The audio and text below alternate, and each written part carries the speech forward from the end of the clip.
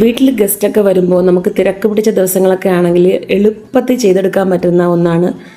അതായത് വീട്ടിൽ വരുന്നവർ അവർക്കും നോൺ വെജൊക്കെ ഇഷ്ടമാണെന്നുണ്ടെങ്കിൽ നമുക്ക് അവർക്കും സന്തോഷമാവും നമുക്കും സന്തോഷമാവുന്ന രീതിയിൽ പെട്ടെന്ന് ചെയ്തെടുക്കാൻ പറ്റുന്ന ഒന്നാണ് നെയ്ച്ചോറും ചിക്കൻ കറിയും. എനിക്ക് പണ്ടെന്നതൊന്നും അറിയില്ലായിരുന്നു. ഇപ്പം ഈ ഇടയ്ക്ക് ഒരു 4-5 വർഷമായിട്ടൊക്കെയാണ് ഞാനിത് പഠിച്ചു വരുന്നത്.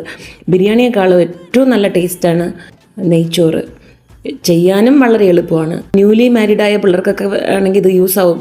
കാരണം എൻ്റെ കല്യാണം കഴിഞ്ഞ സമയത്തൊക്കെ വീട്ടിലൊക്കെ ആരെങ്കിലും നമ്മളെ കാണാൻ വരുമ്പോഴോ അങ്ങനെയൊക്കെ വരുമ്പോൾ എനിക്ക് അറിയാവുന്ന ഒരേ ഒരു കാര്യം, നമ്മുടെ കേരള സ്റ്റൈലിലുള്ള സദ്യയില്ലേ, സദ്യയുടെ ആ ഇലയിൽ വിളമ്പുന്ന എല്ലാ സാധനങ്ങളും വയ്ക്കാം, അതൊക്കെ എന്നെ അമ്മ പഠിപ്പിച്ചിട്ടുണ്ട്. അപ്പോൾ അതൊക്കെ തന്നെയാണ് ഞാനെല്ലാം ചെയ്തു കൊടുക്കാൻ ട്രൈ ചെയ്യുള്ളൂ. അങ്ങനെയൊക്കെയുള്ള സംഭവങ്ങളെ എനിക്ക് അറിയാമായിരുന്നുള്ളൂ. പക്ഷെ ഇപ്പോൾ അങ്ങനെയല്ല.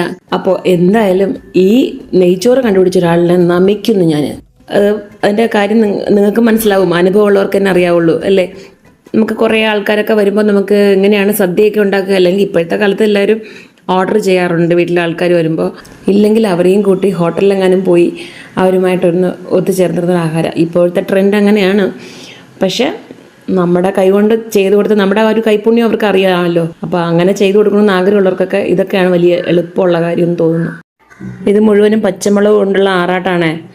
റെഡ് ചില്ലിയൊന്നും എടുത്തിട്ടില്ല.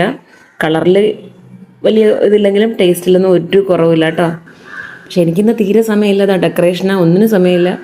ഞാൻ എന്തോ കാട്ടിക്കൂട്ടി നിങ്ങൾക്കത് ചെറിയൊരു വീഡിയോ ആയിട്ട് എടുത്തിടുകയാണ് കേട്ടോ.